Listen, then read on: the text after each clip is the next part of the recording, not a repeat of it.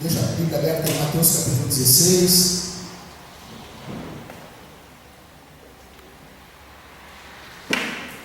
Vamos lá. Vamos ler de novo? Indo Jesus para os lados de Cesareia de Filipe, perguntou a seus discípulos: quem diz o povo ser o Filho do Homem? E eles responderam: uns dizem João Batista, outros Elias, e outros Jeremias ou algum dos profetas. Mas vós, continuou ele, quem dizeis que eu sou? Respondendo, Simão Pedro disse: tu és o Cristo, o Filho do Deus vivo. Então Jesus lhe afirmou: bem-aventurado és, Simão Barjonas, porque não foi carne e sangue que te revelaram, mas meu Pai que está no céu. Também eu te digo que tu és Pedro, e sobre essa pedra edificarei a minha igreja, e as portas do inferno não prevalecerão contra ela. Vamos ficar até aqui, irmãos. Então, quero explicar antes de nós entrarmos aqui na mensagem, como que nós começamos vamos nos reunir para estar aprendendo mais de Jesus. A coisa foi indo ao natural, irmãos. Começamos a nos reunir, eu e alguns irmãos, e sentimos a necessidade de plantarmos uma igreja bíblica em Porto Alegre. Não que não existam igrejas bíblicas, nós não somos a última bolachinha do pacote, nós não somos a última Coca-Cola do deserto, não. Eu quero deixar bem claro aqui que Porto Alegre, alguém pode me ajudar? Quantos anos Porto Alegre tem? 200 e... ninguém sabe de cabeça? 241? Então tá, vamos ficar com 241. Então 241 anos Porto Alegre existiu e nós não estávamos aqui e Porto Alegre continuou existindo. Eu quero dizer que Porto Alegre continuaria existindo sem a nossa presença aqui.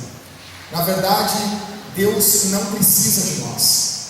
Deus não precisa de você, Deus não precisa de mim, Deus não precisa desse local aqui. Deus quer a nossa vida, é diferente precisar de querer. Então eu fico muito feliz porque Deus permitiu que nós plantássemos uma igreja bíblica aqui na Zona Norte de Porto Alegre. Só para deixar claro para os irmãos, porque nós estamos começando a nos reunir aqui hoje.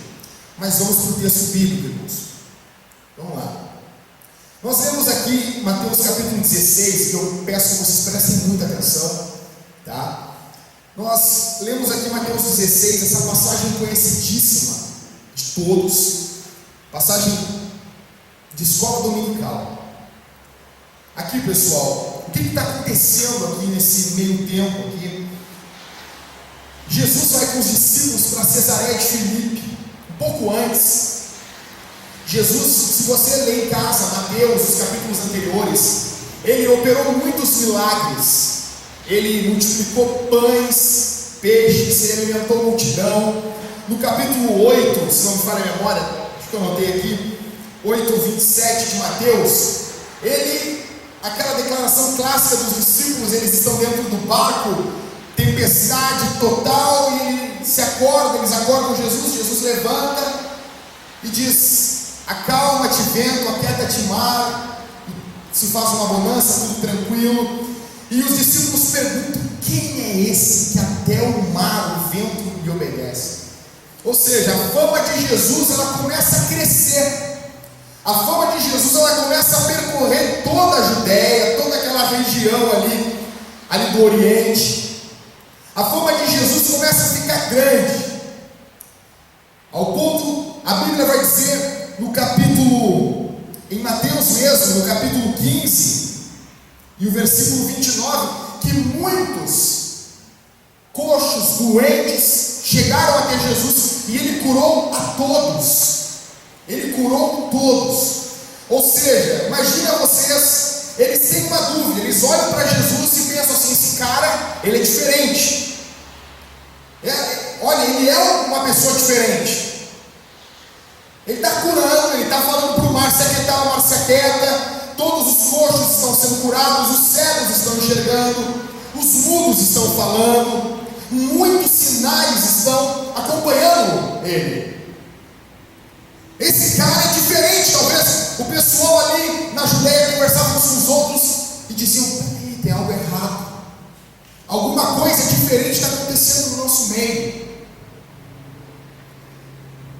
E Jesus, no meio de toda essa fama, a fama dele crescendo, ele ficando muito famoso, só se falava nisso naquela região ali. Ele pega os discípulos no meio de todo esse burburinho e vai para Cesareia de Filipe. Chegando lá, ele olha para os discípulos e diz assim: tchê, quem dizem aí? O que o povo está falando? O que o povo está dizendo? Quem o povo diz que eu sou? Aí eles vão dizer: olha, uns estão dizendo que tu é João Batista. João Batista já tinha morrido. Outros estão dizendo que tu é Elias, já tinha morrido. E outros estão dizendo que tu é Jeremias. Outros dizem que tu é algum dos profetas. Jesus, o povo está dizendo isso. O povo está dizendo isso. E vocês? O que vocês dizem que eu sou? Quem vocês dizem que eu sou? Aí Pedro se levanta ali naquela escola apostólica, se levanta e diz rápido: tu és o Cristo, o Filho do Deus vivo. Jesus tinha perguntado quem o povo diz ser o Filho do homem, e Pedro diz: tu és o Cristo, o Filho do Deus vivo. E Jesus olha para ele e diz: bem-aventurado, mais do que feliz, tu és Simão Bar-Jonas, chama ele pelo nome, pelo sobrenome, porque não foi carne, não foi sangue que te revelaram, mas o meu Pai que está nos céus. Aí o versículo 18, Jesus vai olhar para ele e vai dizer: também eu te digo que tu és Pedro, e sobre essa pedra eu vou edificar minha igreja, e as portas do inferno não vão prevalecer contra ela. Pois bem, o que isso tem a ver com a tua vida, com a minha vida, com a nossa vida? O que isso tem a ver com vocês? Mas tudo bem, já você contou uma história, eu lendo o texto eu cheguei a essa conclusão, eu indo para casa eu não consigo entender isso aí, mas a minha vida, eu tenho os meus afazeres, o meu trabalho. O que isso tem a ver com o meu dia a dia? O que isso tem a ver com o meu levantar, com lavar, quando eu lavo a louça em casa? O que isso tem a ver quando eu saio na rua? Isso tem muito a ver com a nossa vida, muito a ver. O que eu aprendo com tudo isso? Primeiro, pessoal, fica com a Bíblia aberta aí. Eu aprendo o que era importante para Jesus. Presta atenção. Quem tem caneta, quem tem papel pode ir anotando aí. Eu aprendo o que era de fato importante para Jesus. Olha o versículo 13. Indo Jesus para os lados de Cesareia de Filipe. Eu aprendo aqui o que ocupa a agenda de Jesus. O que é que era prioridade para ele? No meio da fama, no meio de todo aquele burburinho, podendo aproveitar, podendo fazer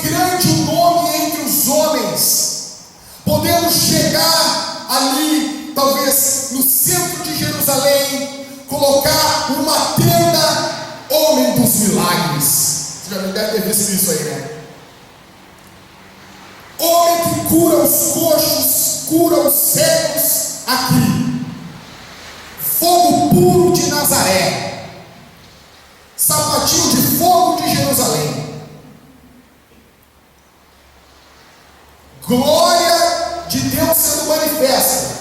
Podia botar uma placa no centro da adoração, que era Jerusalém, e promover o ministério dele. Começar a divulgar o seu ministério com base nas curas e dos sinais que estavam acompanhando ele. Mas não, Jesus não faz isso. Presta atenção, queridos. Jesus não faz isso. Jesus pega os discípulos e vai para Cesareia de Filipe.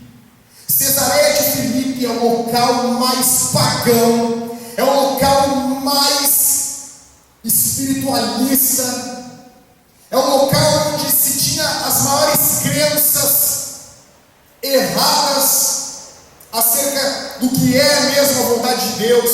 Cesareia de Filipe havia todo um contexto onde se acreditavam em muitos misticismos, um local que não tem nada a ver com igreja, um local que não tem nada a ver com Jesus, um local que não tem nada a ver com Deus, um local que não tem nada a ver com o Deus de Israel, com Bíblia, com revelação, com culto racional, nada a ver.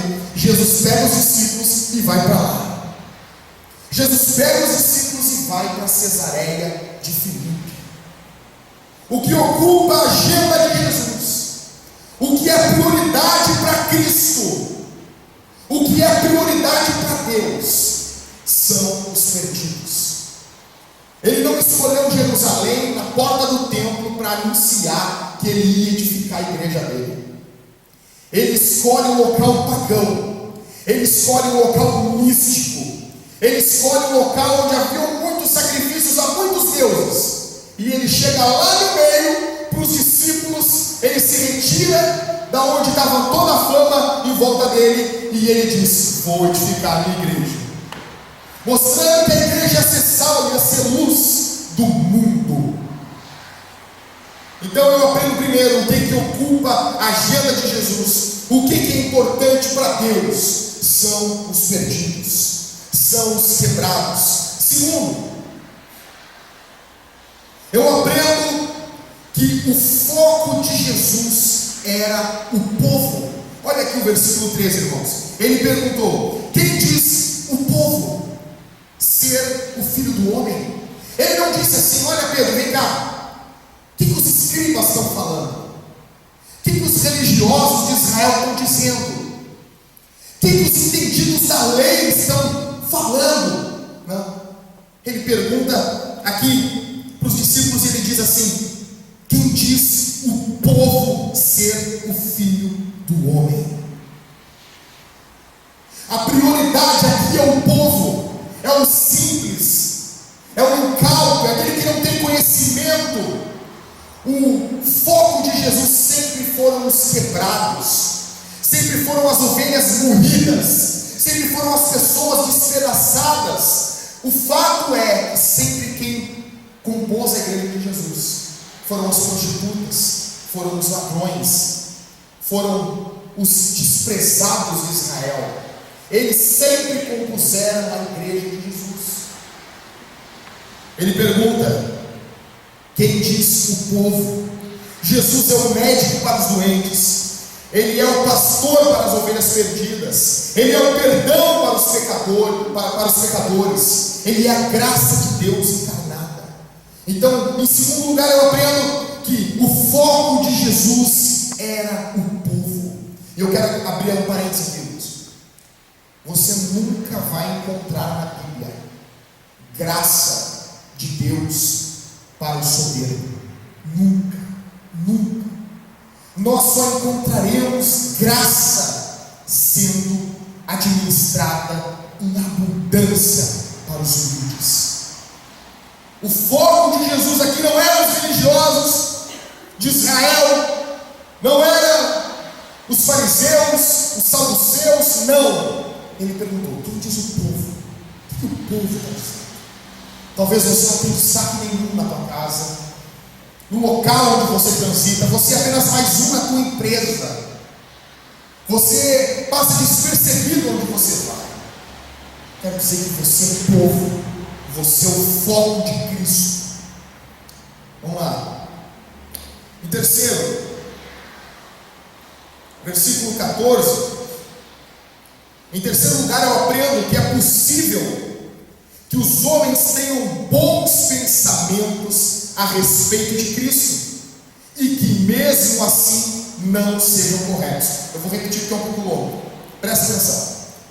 É possível que os homens tenham bons pensamentos a respeito de Cristo e que mesmo assim não sejam corretos. Olha o que diz o versículo 14.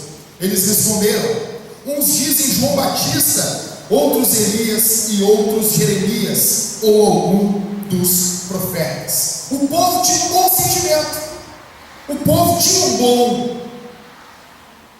bom pensamento acerca de Jesus. Presta atenção aqui. O povo estava dizendo assim: não, ele é importante. Alguns diziam assim: olha, ele é João Batista. Acreditavam aqui em reencarnação. Na época aqui de Israel era migração da alma, o que se acreditava naquela época.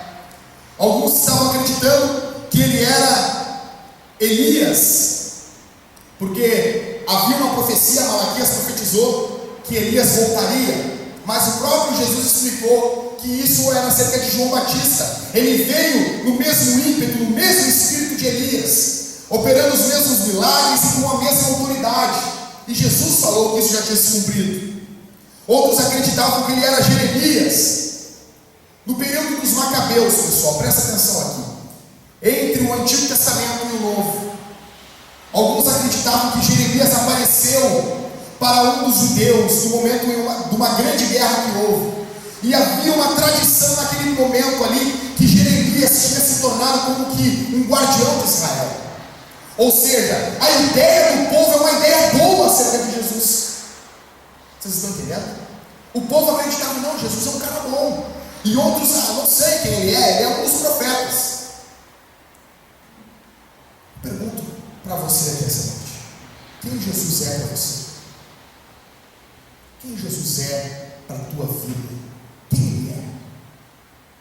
Ele é apenas um cara que passou por essa terra e operou milagres? Ele é apenas um homem que surgiu falando de amor? Ele é apenas uma pessoa que veio aqui e foi injustiçado? Quem é Jesus para você? Ele é Deus, Ele é Senhor, Ele vai vir, vai julgar vivos e mortos, Ele governa, Ele reina, Ele é o Criador. Isso vai definir todo o nosso Evangelho, vai definir toda a nossa vida. Quem Jesus é para nós? Eu pergunto para você aqui, responda para você: quem Jesus é para você? O que ele falou é verdade? Ou ele era um louco? Ou ele era apenas um alienado? Porque ou ele era louco, ou ele tinha más intenções, ou ele era de fato quem ele era. Ele disse que ele era filho de Deus, que ele era Deus, que ele governa, que ele vai voltar. Ou o cara é muito louco para fazer tais afirmações, ou ele não é louco, ou ele é maldoso, ou ele estava falando a verdade. Então responda para você mesmo: quem Jesus é para a tua vida? Em quarto, o que eu aprendo com essa passagem aqui? Nem toda a valorização do que é antigo é bom. Nem tudo que é antigo é bom. Versículo 14 de novo. E eles responderam: uns dizem João Batista, outros Elias e outros Jeremias ou algum dos profetas. Pessoal, o povo não acreditava que podia ter algo de bom naquela geração. O povo via os milagres, o povo via a glória de Deus. Eles diziam: não, é muito bom para ser da nossa geração. Tem que ser uma ressurreição. Tem que ser João Batista, tem que ser Jeremias, tem que ser Elias, algum profeta voltou. Não pode ser um cara de 30 anos levantando e falando tudo isso acerca de Deus. Nós temos a péssima mania de valorizar algumas coisas antigas. E aqui eu quero abrir um parênteses. Esses dias no Facebook, um rapaz aí ficou indignado comigo. Não, porque tu colocou contemporânea na igreja. Quem tu está pensando? Não vai ser uma igreja toda libertina. Sendo que o dizer ali embaixo do nome da igreja está assim: Vintage 180, uma igreja contemporânea pregando o antigo evangelho de Jesus. Ou seja, o que é antigo, pessoal, o que a Bíblia diz, não muda, não mudou, não vai mudar.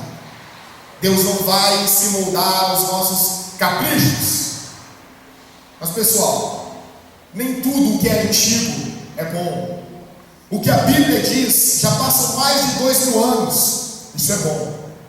Agora, se nós temos que fazer um certo tipo de louvor só com o órgão, por que não? Porque o órgão é um instrumento divino. O órgão é algo de Deus. Só para você saber, quando o órgão surgiu, ele surgiu nas boates da Europa. A igreja odiava instrumentos, tanto que surgiu o canto gregoriano. Aí, quando o órgão já estava em desuso pelo mundo, a igreja pegou o órgão, e agora é um instrumento sacro. Pessoal, não tem instrumento sacro ou santo. Não tem. Tudo o que nós tocamos é para a glória de Deus. O Ed tocando aquela bateria ali, às vezes dói um pouco o ouvido das irmãs, mas eu gosto de bateria. Eu costumo dizer que igreja sem bateria é uma igreja triste. O melhor amigo do guitarrista é o baterista. Eu gosto de bateria, pessoal. Não é a bateria que vai dizer se nós somos antigos ou novos. Não. Não é o formato que vai ditar o que é antigo, o que é novo. Não. É o conteúdo do evangelho. Isso é antigo e não pode mudar. O que a Bíblia diz não muda. Agora, a forma que nós vamos fazer depende. Tem que estar linkado, tem que estar fechado com a época que a gente vive. Jesus, quando chegou no período dele, ele chegou como um judeu, usando roupa de judeu. Ou seja, ele não chegou naquela época lá vestido com uma roupa de uma outra época. Ou seja, ele chegou contextualizado, vestindo a roupa que eles vestiam, falando hebraico ou aramaico, falando a língua do povo. Ele não chegou falando um outro idioma. Não. Então a nossa linguagem, o nosso formato tem que ser atual, no período que nós vivemos. Só que o conteúdo não muda, é imutável. Vamos lá, pessoal. Em quinto lugar, sempre se espera mais daqueles que andam com Jesus. É isso que eu aprendo. Olha o que diz o versículo 15. Mas vós, continuou ele, quem dizeis que eu sou? O mundo está dizendo isso, o povo está falando isso. O povo está falando que eu sou João Batista, Elias, Jeremias. Tudo bem, eles não andam comigo. Eles não andam comigo dia a dia. Aí Jesus, tudo bem, eles pensam isso, ok. Mas vocês, quem vocês dizem que eu sou? O mundo considera Cristo como algo passageiro, como apenas mais uma religião, como mais apenas um nome religioso. O mundo não considera Jesus como sendo Filho de Deus. Mas a pergunta é para mim e para você: sempre Deus vai esperar mais de nós. Sempre. Ele perguntou, tudo bem, o povo diz isso, ok, mas vocês, quem vocês dizem que eu sou? Pergunta aqui para vocês é essa. O mundo, nós temos visto como o mundo se dirige a Cristo e como o que o mundo pensa de Jesus. Mas a pergunta de Jesus para nós aqui essa noite é essa: quem vocês dizem que eu sou? Em sexto lugar, eu já estou terminando. O que eu aprendo com essa passagem? Eu aprendo que a igreja nasce da revelação de Deus. Versículo 17: Então Jesus lhe afirmou, vou ler o versículo 16 antes. Respondendo Simão, Pedro disse: Tu és o Cristo, o Filho do Deus vivo. Versículo 17. Então Jesus lhe afirmou: Bem-aventurado és, Simão Barjonas, porque não foi carne e sangue que te revelaram, mas meu Pai que estás nos céus. A igreja nasce de uma revelação. A igreja nasce de uma revelação, irmãos. A igreja nasce em Deus. A igreja não é um movimento humano. A igreja não é um movimento institucional apenas. A igreja não é um movimento hierárquico.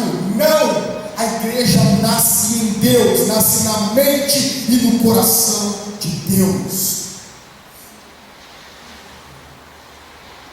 Tudo no Evangelho se origina em Deus.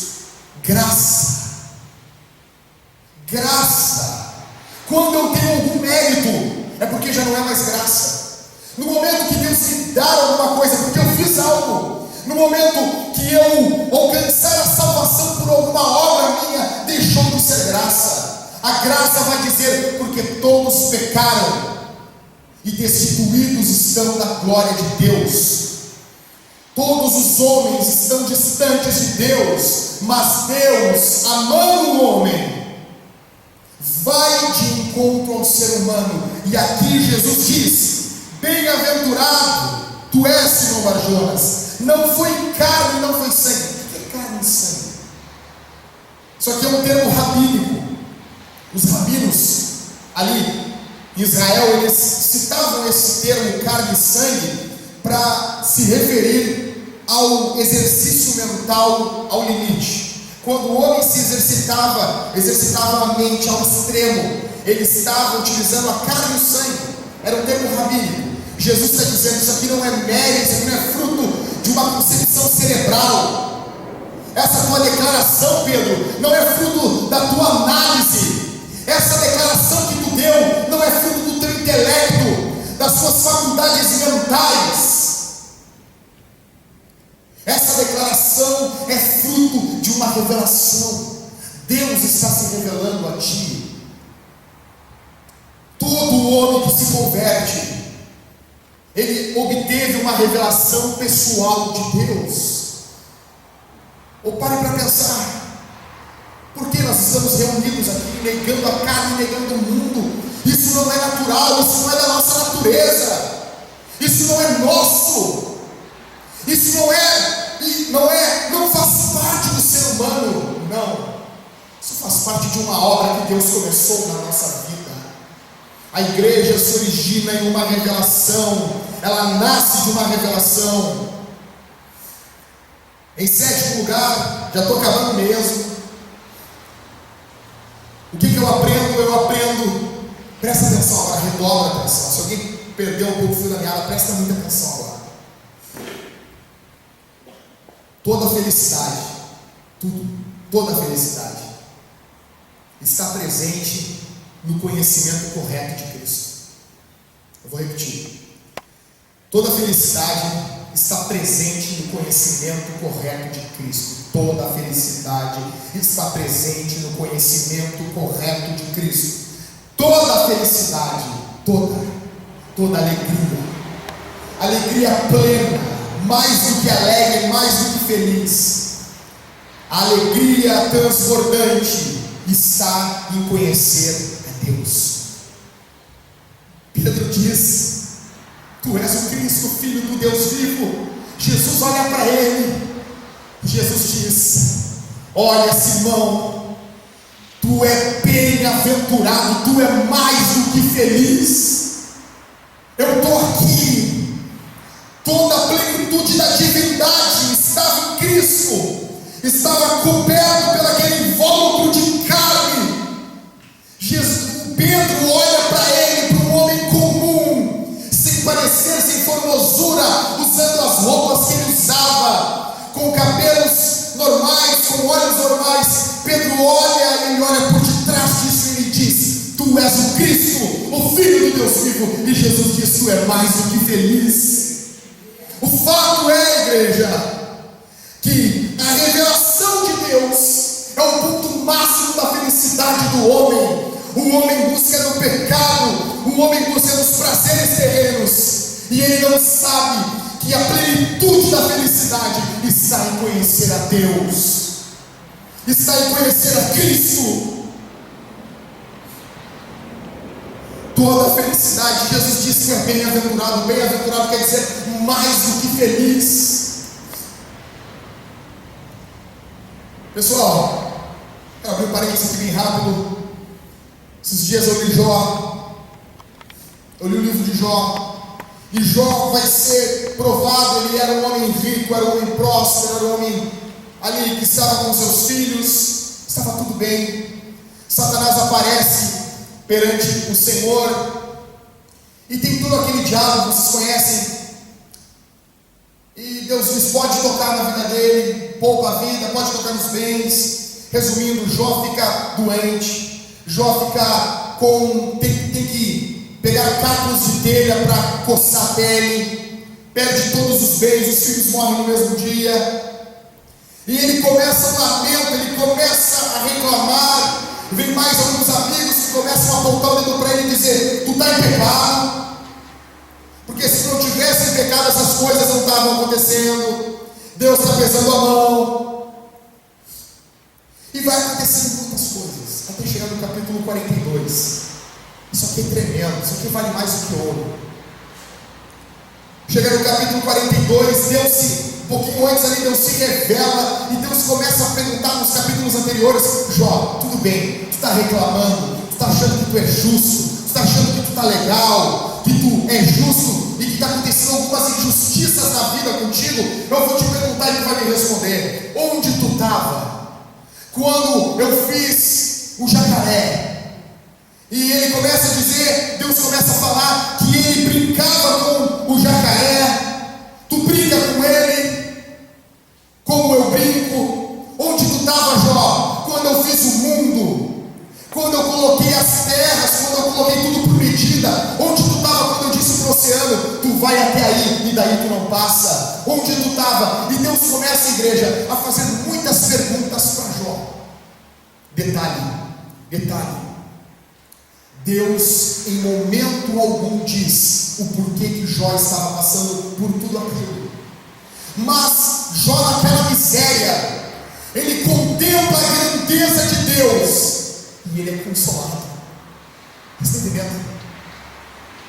Ele vai chegar no capítulo 42 e vai dizer assim: Senhor, me perdoa, Senhor. Eu te conhecia só de ouvir falar, mas agora os meus olhos te contemplam. E ele fica bem. Depois, quando ele vai orar pelos seus amigos, que Deus vai e lhe devolve tudo aquilo que havia tirado. Mas até Deus devolver tudo, Jó já está consolado. Pessoal, eu não quero dizer aqui, eu não quero menosprezar a tua dor, eu não quero menosprezar o teu sofrimento. Eu não venho aqui também colocar água, jogar água na tua empolgação e dizer: não, Deus não vai te curar, Deus não vai salvar o teu familiar. Eu não estou fazendo isso. Eu não venho aqui com essa intenção. Deus pode te curar? Pode. Deus pode salvar o teu familiar? Pode. Como Deus pode muito bem não salvar, como Deus pode muito bem não curar, e Ele vai continuar sendo Deus. Eu não quero aqui tirar a tua empolgação, continue orando por isso. Eu venho aqui te dizer que a fonte da alegria não está nas bênçãos, a fonte da alegria está no conhecimento correto de Deus. Pedro disse: tu és o Cristo, o Filho do Deus vivo. Jesus olhou para ele e disse: e tu, Pedro, é mais do que feliz, tu é bem-aventurado. A felicidade repousa nisso. E como nós vamos conhecer a Deus? Pessoal, na Escritura. Nós vamos conhecer quem Deus é realmente lendo a palavra. É triste, mas existem crentes que nunca leram a sua Bíblia uma vez na vida, completa, de capa a capa.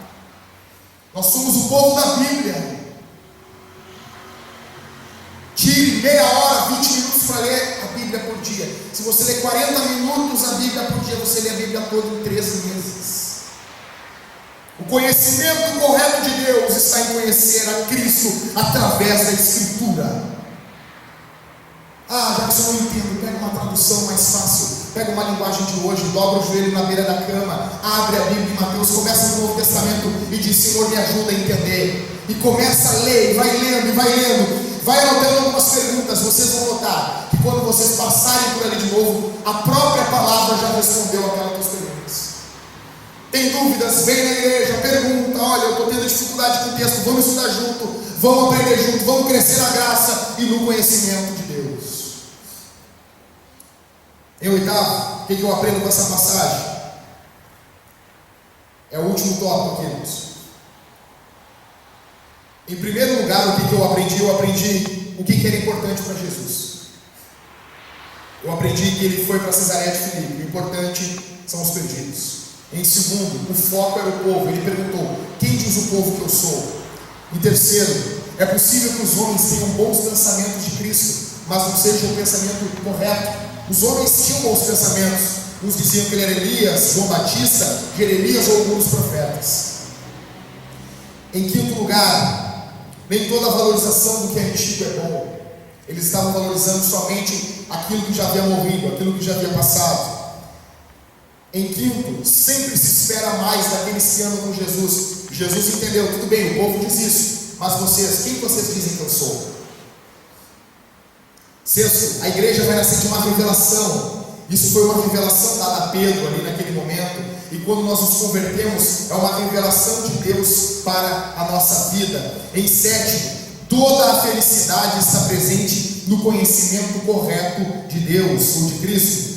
E oitavo e último, aquele que prometeu não é mentiroso. Versículo 18, olha o que diz a Bíblia: também eu te digo que tu és Pedro, e sobre essa pedra edificarei a minha igreja, e as portas do inferno não prevalecerão contra ela. Aquele que prometeu não é mentiroso. Estava conversando ali com o Ganso na frente ali. Hoje em dia marcar horário com o pessoal é complicado, ainda mais brasileiro, é difícil. O Ganso estava contando, foi um amigo teu, marcou um futebol e já deve ter marcado muitos jogos, o pessoal chegava atrasado. O que ele fez? Ele marcou às 2h30, ligou para todo mundo que ia jogar e disse: cara, o horário é às 2. O pessoal chegou 2h15, 2h20. Disse: poxa, não começou o futebol ainda, viu? Se tivesse começado às 2, vocês viram que está atrasado. Então o jogo eu marquei para as 2h30. Nós não gostamos de ninguém sem palavra.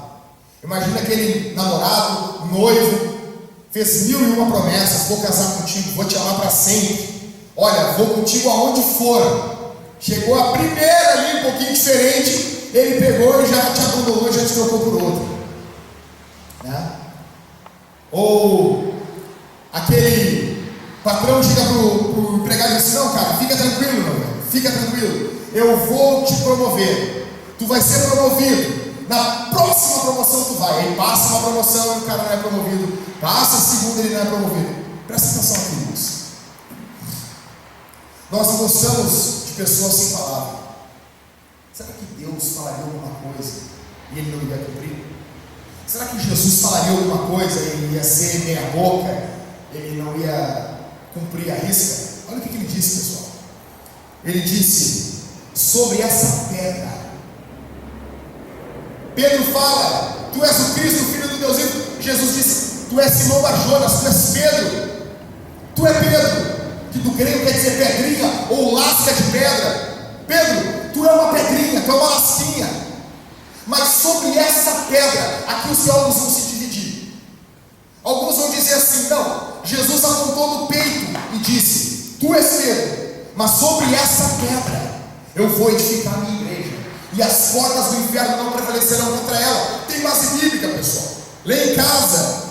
1 Coríntios 3:11, Efésios 2:20, Mateus 21:42, 1 Pedro 2, tudo isso vai estar falando que Cristo é a pedra angular.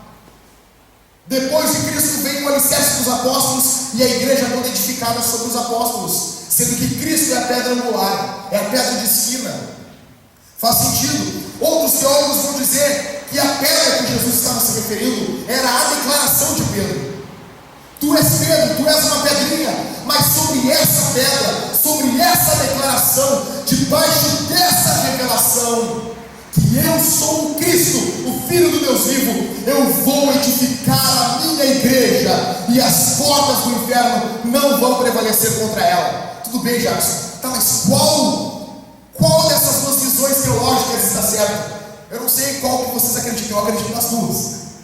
Eu acredito que Jesus está falando dele, ele é a pedra, e a declaração de Pedro também foi uma pedra, porque aquilo é inicial, aquilo é fundamental.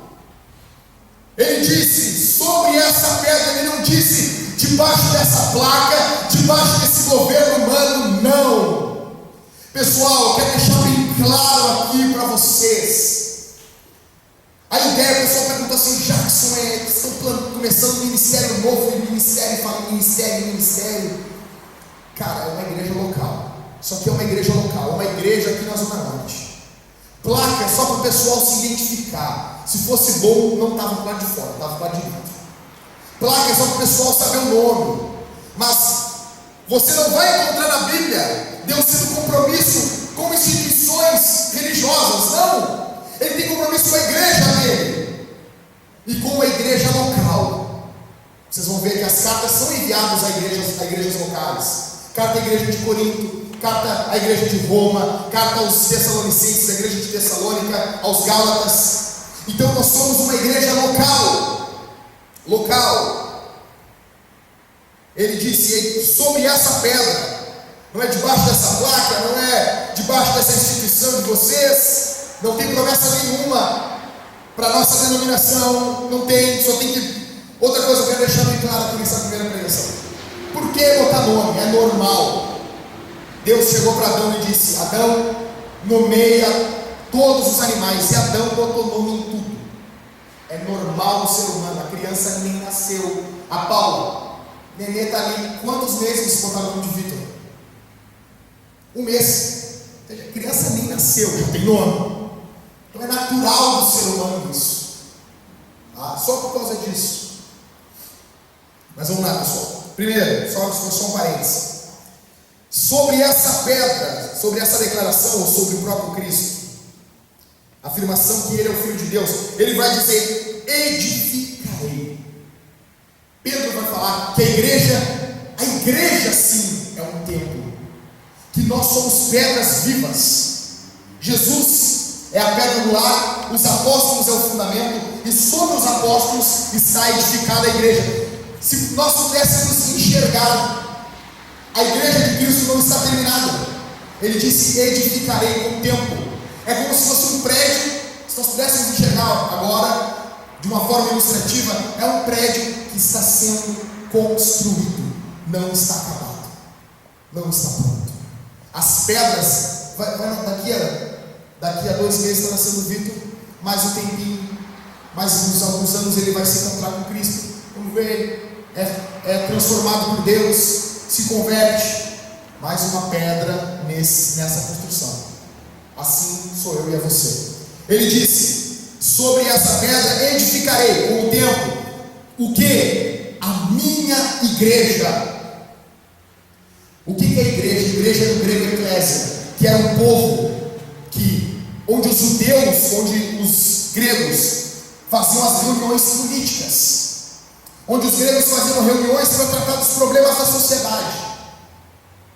Esse termo já existia na época de Jesus, tanto que Jesus disse, eu vou edificar a minha igreja. Eu quero dizer que a igreja não é de pastor, a igreja não é de membro, a igreja não é do bairro, a igreja tem um dono, e o dono é Jesus. A igreja não é minha, a igreja não é tua, a igreja é de Deus. Edificarei a minha igreja, e as portas do inferno, isso mostra que a igreja tem inimigos. Nós temos inimigos, pessoal. A igreja possui inimigos. Jesus, na primeira revelação que ele faz da igreja, ele está falando que a igreja tem inimigos. As portas do inferno, as portas do Hades, do mundo dos mortos, as portas de toda a artimanha infernal não vão prevalecer contra a igreja. Isso mostra que as portas estão fechadas e a igreja avança para saquear o inferno. A figura aqui não é uma igreja apática, sentada, morta, do qual o inferno ataca. Não, a figura que Jesus está nos mostrando é outra. Jesus chegou em Cesareia de Filipe, no local mais pagão, e disse: as portas do inferno não vão prevalecer contra a igreja. As portas do inferno não vão prevalecer contra quem? Contra qual igreja? Jesus disse lá no começo: edificarei a minha igreja, e as portas do inferno não prevalecerão contra ela, contra a igreja de Jesus.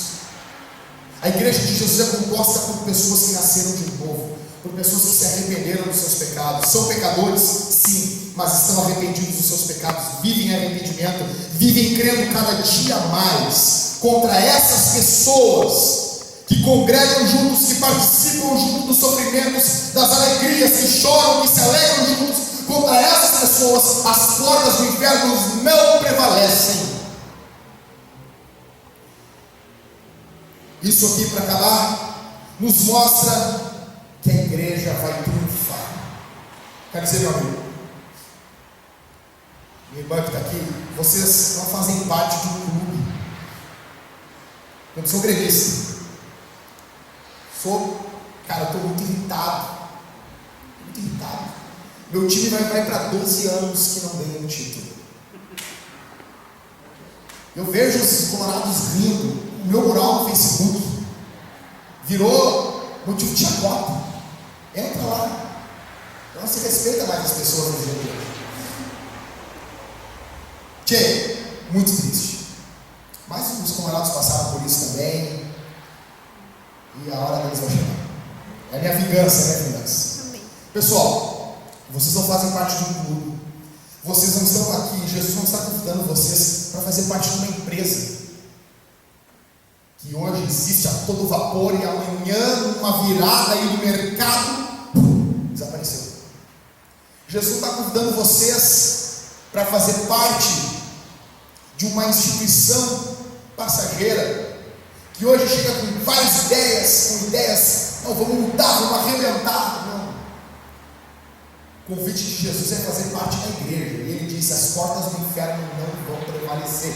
Quem disse isso não foi o João da esquina. Quem disse isso não foi o padeiro. Quem disse isso não foi o fruteiro. Não fui eu. Não é eu que estou dizendo isso. Foi Jesus que disse: edificarei a minha igreja e as portas do inferno não vão prevalecer contra ela. O que é igreja? Primeiro, igreja não é edifício. Isso aqui não é igreja. Nós chamamos carinhosamente isso de igreja. Onde a igreja se reúne, igreja não é prédio. Não é prédio. Igreja não é denominação. Não é. Igreja não é uma sociedade eucarística. Presta atenção aqui. Bem rápido. Muitos acham que a igreja é um local para a gente se servir. Eu vou lá, sento no banco, me sento no banco, escuto uma palavra, escuto um louvor e me sirvo daquilo e vou embora. Não. Igreja, não é algo que eu me sirvo, é algo que eu faço acontecer junto com os meus irmãos e com Cristo. É algo que eu me comprometo com eles. Muitos participam de igreja dessa forma. Vocês nem conhecem eles. Não se mistura, não é gente. Chega por último e sai por primeiro. Não comunga, não tem comunhão com os irmãos. Igreja não é uma sociedade eucarística onde eu venho, tomo a comunhão e vou embora. Não. Em quarto, igreja não é empresa. Ainda que nós temos que estar registrados, tem transações, tem tudo, tem CNPJ, tem tudo, mas isso é para servir a igreja. A igreja não é uma empresa. A igreja é o corpo de Cristo. A igreja é o próprio Jesus pisando nessa terra, irmãos. Quando o mundo olha para vocês, o mundo está olhando para um cristão, que na palavra é o pequeno Cristo, é um Cristo pequeno. E da mesma forma que o Espírito Santo ressuscitou Jesus, ele vai nos ressuscitar no último dia. Amém? Eu queria só repartir isso com vocês. Casualmente hoje é dia de Pentecostes. Quem acompanha aí o calendário, foi o dia que a igreja de Jerusalém foi inaugurada. E me disseram isso ontem. Isso não tem nada místico, não tem nada, mas eu queria compartilhar isso com vocês no final da mensagem. Casualmente, pessoal, a gente está inaugurando a igreja local aqui na Zona Norte de Porto Alegre, no dia de Pentecostes. 50 dias após a Páscoa é hoje, e é onde a igreja foi inaugurada 2.000 anos atrás.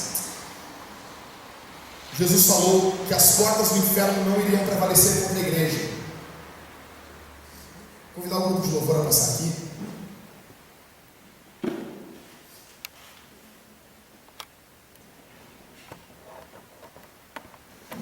E Voltaire, pessoal, foi um ateu, um filósofo.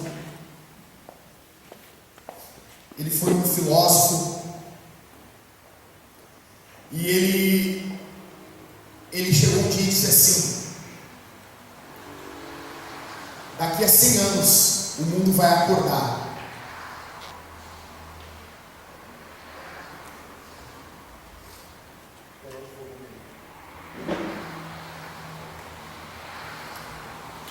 Aí Voltaire disse assim: daqui a 100 anos o mundo vai acordar e a igreja de Jesus vai ter sido apenas uma poeira. Apenas uma poeira. Ele tinha uma gráfica, uma imprensa na casa dele, e ele publicou muitos livros no período do iluminismo e perseguiu a igreja. Sabe o que aconteceu depois de 100 anos? Ele disse que a igreja seria apenas uma poeira, não seria lembrado. Depois de 100 anos, pessoal, olha aqui para mim. Uma igreja comprou a gráfica da casa dele e imprimiram 1 milhão de Novos Testamentos. Jesus disse: edificarei a minha igreja e as portas do inferno não vão prevalecer contra ela. Vamos ficar de pé, pessoal.